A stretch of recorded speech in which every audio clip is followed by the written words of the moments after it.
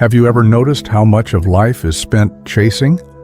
Chasing approval, chasing affection, chasing the moment when, finally, someone else will confirm our worth. From childhood onward, many of us are taught, directly or silently, that our value depends on how much love we can attract from others. We grow up believing that if no one chooses us, we are incomplete, and so the chase begins. We learn to perform, to please, to adapt ourselves into shapes that will be admired. We lose sleep waiting for a message. We measure our beauty in someone else's glance. We believe love is always out there, always in someone else's hands, and always something we must run toward. But what happens when the running stops? What happens when one day the exhaustion of chasing becomes heavier than the fear of being alone? Carl Jung would say that such a moment is not the end of love, but the beginning of something far deeper. Because the chase itself is an illusion. What we are chasing is not another body, not another pair of eyes, not another promise of affection. What we are chasing is the reflection of the love we have not yet given ourselves. And so when you stop chasing, the silence is not emptiness. It is the soul's first whisper. It is not loneliness. It is the clearing of space. The nervous system that once pulsed with anxiety begins to settle. The eyes that once scanned the horizon for validation begin to turn inward. And slowly, almost imperceptibly, you begin to hear what had always been waiting for you, your own voice. At first, this silence may feel unbearable, because if you have lived your whole life chasing love, then not chasing feels like absence, failure, abandonment. But in Jungian psychology, this is the moment when the unconscious begins to awaken. What you once projected outward, your need, your longing, your wounds, you now begin to see within yourself. Jung said, "Everything that we do not make conscious returns to us as fate." The chase is fate, repeating itself in cycle after cycle. But the silence after the chase, that is consciousness. Think of a candle in a crowded room. The flame is there, but the noise and movement of the crowd distracts the eye. You cannot feel its warmth because your attention is scattered. But if the room empties, if everyone leaves, if the noise dies down, you suddenly see the flame clearly. Its glow has always been there. Its warmth has always been waiting. The silence did not remove anything. It revealed what had always been present. This is what happens when you stop chasing love. The crowd of projections leaves, the noise of desperation fades, and what remains is the steady flame of the self. Jung would call this the beginning of individuation, the process of becoming whole. Not whole because someone else finally completes you, but whole because you stop running away from yourself. Individuation begins when you realize that the love you were chasing was a reflection of your own disowned soul. So what happens when you stop chasing? At first there is unease, even fear. The old self panics, wondering, if I don't run after love, will I ever be loved at all? But underneath the panic, something else begins to breathe. A strange calm arrives.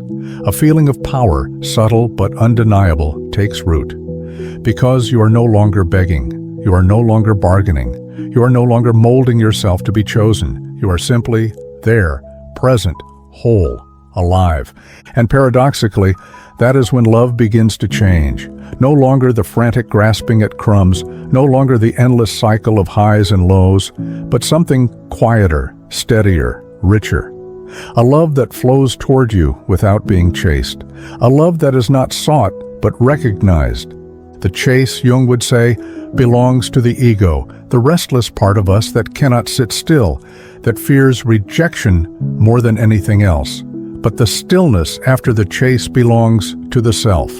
And when you stop running, you give the self permission to lead. And what the self seeks is not possession, not performance, not approval, but truth. This is where the story begins.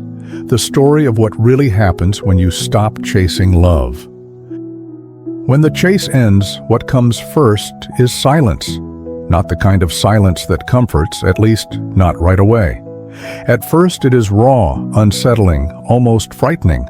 The phone doesn't buzz the way it used to. The nights feel longer.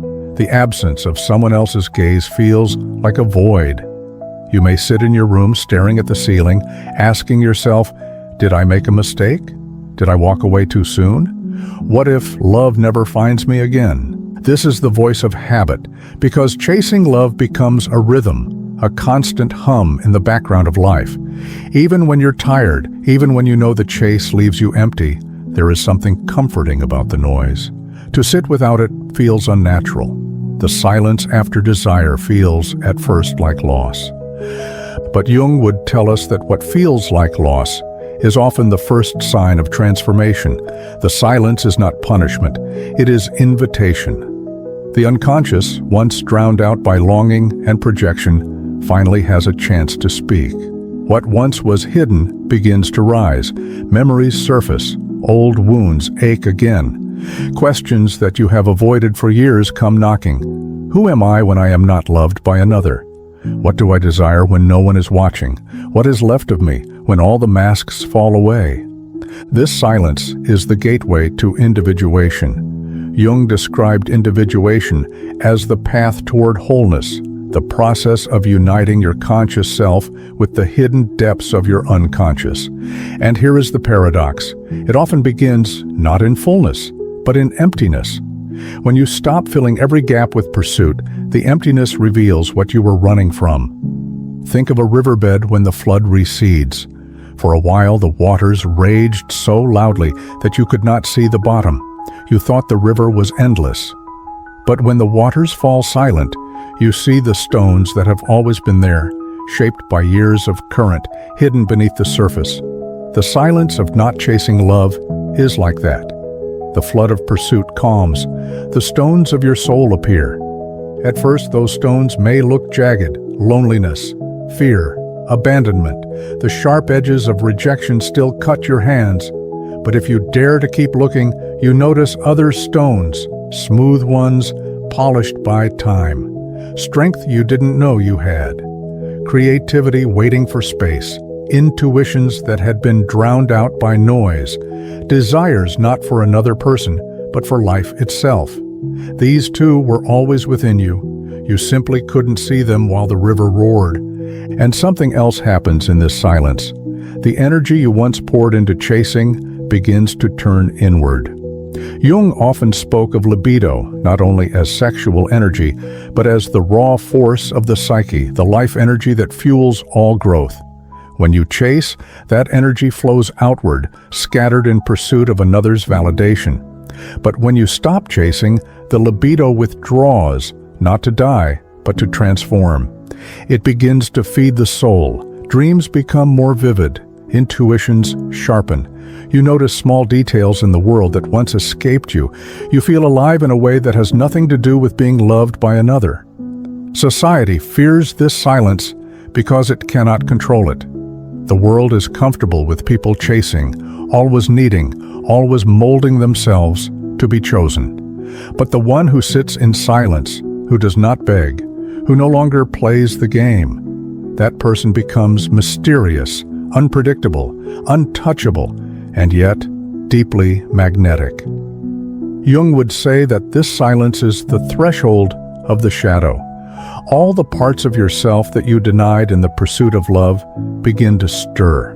The anger you swallowed, the sadness you ignored, the passions you sacrificed to be accepted, they rise up in the quiet. And though it is uncomfortable, it is also sacred, because only what is faced can be integrated, and only what is integrated can be transformed. So when the chase ends and the silence arrives, do not run from it. Sit with it. Listen. The silence is not absence, it is space. It is the space where the soul, long silenced by the noise of desire, finally begins to whisper. And what it whispers is not, "You are unworthy." What it whispers is, "You were always more than enough. You simply forgot." This is what happens when you stop chasing love. The silence that at first feels unbearable slowly reveals itself as a temple, and within that temple, the soul begins to speak. Carl Jung taught that every person carries within them what he called the shadow. These are the parts of ourselves we repress, deny, or bury so deeply that we hardly know they exist. Yet, they do not disappear. They wait beneath the surface, shaping our choices from the dark. And nowhere does the shadow show itself more clearly than in the way we chase love. Think about it. Why do we pursue so frantically, even when the pursuit leaves us empty? Why do we bend ourselves into shapes we do not recognize, abandon our truth, sacrifice our boundaries, just to be chosen? Jung would say it is because our shadow drives the chase. The unhealed child in us, the one who was never fully seen, never fully valued, believes love must be hunted down. The unconscious wound whispers, "If I can just make them stay, then I will be whole." And so we run, not toward love, but toward the illusion that love will heal what we have not yet faced inside. The problem is this: no one outside of you can carry the weight of your shadow. And when you hand it to them, when you ask them to fix it, to fill it, to complete it, the relationship collapses under the pressure. At first, it may feel intoxicating, the rush of being desired, the comfort of being chosen, the temporary relief of feeling enough, but it never lasts. The old wound always returns, and the chase begins again, this time with someone new. Jung warned us, what you do not make conscious appears in your life as fate. And this is the cruel cycle of chasing love. The face may change, the name may change, the story may change, but the pattern remains the same. Because the unconscious wound is still driving. Fate repeats until we choose to face it. This is why stopping the chase is such a radical act. When you stop running after love, you are no longer feeding the illusion. The shadow rises, yes. The old pain resurfaces. The loneliness feels sharper. The doubts scream louder. But this is not a sign of failure. It is the sign that you are finally meeting your shadow face to face. And in this confrontation, something extraordinary happens. You begin to see how much of what you called love was never truly love at all. It was bargaining. It was projection. It was the desperate attempt to find outside what had been missing inside. You see how often you confused attention with affection, desire with devotion, presence with permanence. You realize that many of the loves you chased were not chosen freely, but compulsively, pulled from you by the shadow's hunger. This realization can be painful. It may feel like betrayal, as though your entire history of relationships was built on illusion, but Jung would remind us, facing the shadow is never easy. It burns. It unsettles, but it also liberates, because once you see the illusion for what it is, you no longer need to repeat it. And something else begins to dawn in the silence after the chase. You begin to sense that real love cannot be chased, that what is truly meant for you cannot be forced, cannot be rushed, cannot be grasped with desperation. Real love is not about filling a hole in the soul. Real love is what flows naturally between two whole beings who have faced their shadows and chosen to meet. Not to complete each other, but to walk side by side. The irony is that when you stop chasing, you actually prepare yourself for the possibility of real love. Because the chase is noise, it drowns out the subtle frequency of what is authentic. But when you rest, when you face the shadow, when you let go of the illusion, your field clears. You become someone who does not demand, but invites, who does not cling, but allows, who does not seek to be completed, but radiates completion. And that is the kind of presence real love recognizes instantly. Jung often described individuation as the integration of opposites, light and shadow, conscious and unconscious, persona and self. When you stop chasing, you are living out this integration.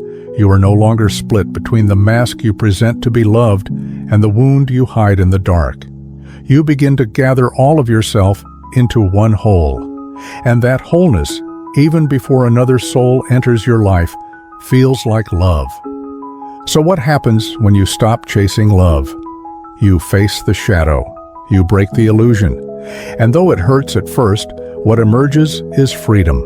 The freedom to see clearly, to choose wisely, and to finally understand the difference between love as hunger and love as truth. Carl Jung believed that the greatest journey a human can take is not out into the world, but inward, toward the self. He called this process individuation, the path by which a person becomes whole, no longer split between who they truly are and who they pretend to be. And one of the surest gateways into individuation is this: the moment you stop chasing love. Why? Because chasing is an act of exile. Every time you run after someone else's affection, you abandon a part of yourself. You silence your own needs to please them. You ignore your own voice to hear theirs. You hide your wounds so they will not leave you. You adapt, bend, compromise, until finally you can no longer recognize the one in the mirror. In the pursuit of being loved, you lose yourself. But the moment you stop chasing, you turn back toward home. At first it feels strange, even terrifying. You sit alone with yourself and realize you do not know this person. You wonder, what do I like? What do I want? What do I need? Questions that should have been simple feel foreign because for so long your focus was outward. But this is precisely where individuation begins, with the awkward, uncertain turning inward. Jung described the self as the organizing center of the psyche, the deep well of wisdom and wholeness that lives beneath the masks we wear. Most people live on the surface in the realm of the persona, the carefully crafted image we show to the world. But the self waits underneath, speaking in dreams, in symbols, in quiet intuitions that we often ignore while we are too busy chasing approval. When the chase ends, however, those whispers grow louder. You notice the patterns in your dreams, repeating images that seem to hold a message. You notice synchronicities, meaningful coincidences that guide you toward new choices. You notice your body speaking more clearly, a tightness in your chest when you are about to repeat an old mistake, a lightness in your breath when you choose something aligned. This is the self drawing you back. And as you listen, something shifts. What once felt like emptiness begins to feel like space. What once felt like loneliness begins to feel like solitude. Solitude is not absence, it is presence. Presence with yourself. And in that presence, you begin to discover treasures that no one else could give you. Creativity awakens, intuition sharpens, a sense of direction emerges that has nothing to do with being chosen and everything to do with choosing yourself. This does not mean you reject love. It means you no longer confuse love with survival. You no longer chase because you no longer believe that without someone else, you are nothing. You know now, you are already whole. And from that wholeness, love is transformed. Jung wrote that individuation is not about perfection, but about integration. It is about taking the broken, hidden, rejected parts of yourself and welcoming them back. The shadow, once faced, becomes a source of strength. The wounds, once honored, become wisdom. The loneliness, once feared, becomes the doorway to authenticity. And all of this becomes possible when you stop chasing and start listening. To stop chasing love is to step off the stage of performance. It is to lay down the masks and return to the rawness of your own being. At first, that rawness feels exposed, but over time, it feels powerful. Because you are no longer spending all your energy pretending. You are no longer living for the applause. You are no longer shrinking yourself into roles just to be desired. You are becoming whole. And here is the paradox. The more you turn toward yourself, the more magnetic you become to others. Because real attraction does not come from need. It comes from wholeness. People feel it. They sense when someone has come home to themselves. They sense the solidity, the groundedness, the quiet strength. It is rare and therefore irresistible. So this is what happens when you stop chasing love. You begin the journey of individuation. You leave behind the fragments, the illusions, the endless performance, and you step into the process of becoming whole. And though the path is not easy, though it is marked by silence, shadow, and solitude, it is the most important journey you will ever take. Because at the end of it, you do not just find love, you find yourself. When you stop chasing love, something remarkable begins to happen. You discover that attraction does not need to be manufactured. It does not require pursuit, performance, or persuasion. It arises naturally from stillness. In a world where everyone is running to be noticed, running to be liked, running to be chosen, stillness stands out. The one who does not chase becomes magnetic precisely because they are not trying. Jung would say this is the difference between living from the ego and living from the self. The ego runs endlessly, grasping, always afraid of being overlooked. The self rests in its own presence, knowing that what is true cannot be taken away. Think of the people you have admired most deeply. Were they the ones who demanded attention with noise and constant striving? Or were they the ones whose calm presence made you lean in without them ever asking you to? Stillness carries a gravitational pull. It whispers instead of shouts, but the whisper reaches farther than the loudest performance. When you stop chasing, you enter this field of stillness. Your energy shifts. You are no longer scattered, spilling yourself into every interaction. You are gathered, centered, and people notice. They may not be able to explain it, but they feel the difference. They call it confidence. They call it mystery. But in truth, it is something simpler: coherence. Your outer world finally matches your inner truth. This stillness also protects you, because when you no longer chase, you no longer accept crumbs. You no longer fall for illusions dressed as love. You see more clearly who is drawn to you for who you are, and who is drawn only to the mask you used to wear. Stillness filters. It repels what is shallow and invites what is real. Jung believed that when the unconscious becomes conscious, fate is transformed. The same is true here. Once you stop chasing, you stop repeating the old cycles, the relationships that drained you, the patterns that broke you. You begin to attract differently, not by effort, but by essence. So this is the quiet paradox. The moment you stop running after love is the moment you begin to attract it. Not the restless love that fades when the chase ends, but the steady, enduring kind that flows toward you naturally. Stillness does not mean absence, it means power. And in that power, you discover that love was never something to hunt. It was always something to meet. For most of life, love feels like need. We say, "I need you."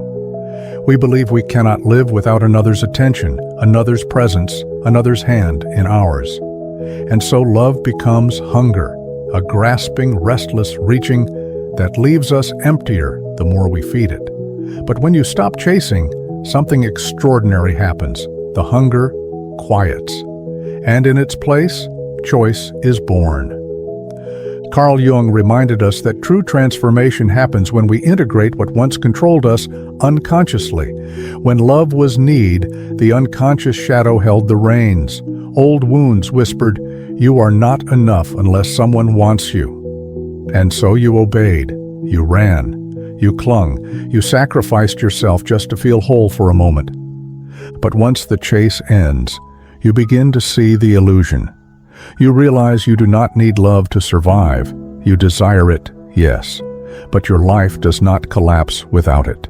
You discover you can sit in silence and still breathe.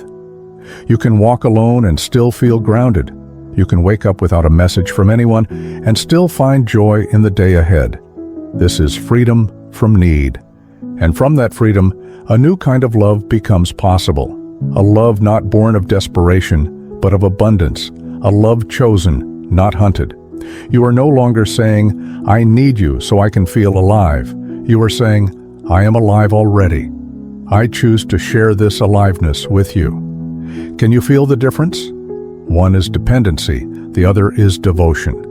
This is why the love that appears after you stop chasing feels different. It is slower, deeper, steadier. It does not swing wildly between ecstasy and despair. It does not vanish when tested. Because it was never about filling a void. It was about the meeting of two souls who were already whole. Jung would call this individuation in action.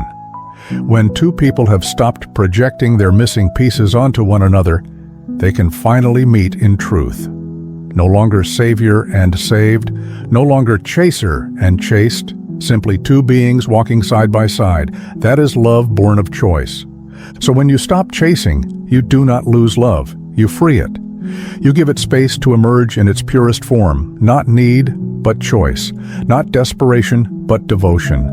And that kind of love is not fragile, it endures. Carl Jung often spoke of archetypes, primordial images that live in every soul, shaping how we experience life. And when you stop chasing love, one archetype begins to awaken powerfully within you, the archetype of wholeness. What does this look like in daily life? It is the quiet transformation that others can feel even before you speak. You are no longer restless, scanning the room for who might notice you. You are no longer rehearsing lines in your head, desperate to say the right thing. Instead, you carry yourself with a calm that says, "I am enough, even if no one here chooses me." This energy is magnetic, not because it begs for attention, but because it doesn't. People are drawn to what they cannot easily control. They are intrigued by presence that does not demand them, yet feels steady, alive, radiant. This is why Jung described individuation, the process of becoming whole, as not just a private journey, but one that reshapes how the world responds to you. Wholeness radiates. When you embody it, others sense stability in your energy, a coherence that makes them relax in your presence. You are not scattering yourself, you are gathered. And in a world where most people are fractured, always performing, always hiding, the wholeness you carry becomes irresistible. But here is the deeper truth. This magnetism is not about getting love at all. It is the byproduct of no longer needing to. You did not cultivate it to attract. You cultivated it because you finally came home to yourself. And that is why it works, because it is real. So when you stop chasing, you step into a new archetypal field, the self-revealed, the wholeness that does not beg, does not cling, does not perform. And this presence, without even trying, becomes magnetic. Love may flow toward you, but by then you will know it was never the goal. Wholeness itself was always the destination. There comes a moment, after the silence, after the shadow, after the long nights of learning to sit with yourself, when something inside finally shifts. What once felt like emptiness no longer feels like loss. What once felt like hunger no longer cries out for feeding. Instead, you discover a new kind of fullness, a wholeness that does not depend on anyone else. Carl Jung said that what we deny within ourselves controls us, but what we integrate transforms us. By stopping the chase, you have integrated what once drove you blindly. The fear of being unloved, the ache of abandonment, the longing for validation. All of these no longer dominate you. They are still there, yes, but now they live inside you as wisdom, not as chains. And with this integration comes the most profound transformation of all. Love is no longer hunger. It is overflow. You no longer reach outward with desperation, begging to be filled. You overflow from within, and what spills out is freely given. You love not because you are starving, but because you are alive. This changes everything. The kind of love you attract changes. The kind of relationships you accept changes. You no longer bargain for scraps because your soul knows its worth. You no longer confuse drama with passion because your heart no longer needs chaos to feel alive. You no longer chase because you understand that what is real will walk with you freely. And so love arrives differently.